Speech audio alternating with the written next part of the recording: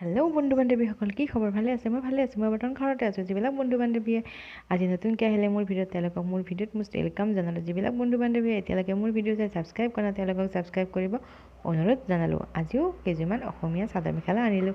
এই চাদৰ মেখেলা কেইযোৰৰ ভিতৰত আপোনালোকৰ যদি পচন্দ লাগে তেতিয়াহ'লে আপোনালোকে ল'ব পাৰে মই দিয়া হোৱাটছআপ নম্বৰত। এই হোৱাটছআপ নম্বৰত আপোনালোকে অৰ্ডাৰ দিলে অতি কম মূল্যতে এইবিলাক চাদৰ মেখেলা পাব। এইবিলাক চাদৰ মেখেলা পাব আপোনালোকে এছএমটেক্স চুৰটত, তাত ডাইৰেক্ট মেনুফেকচাৰিং কৰা হয়।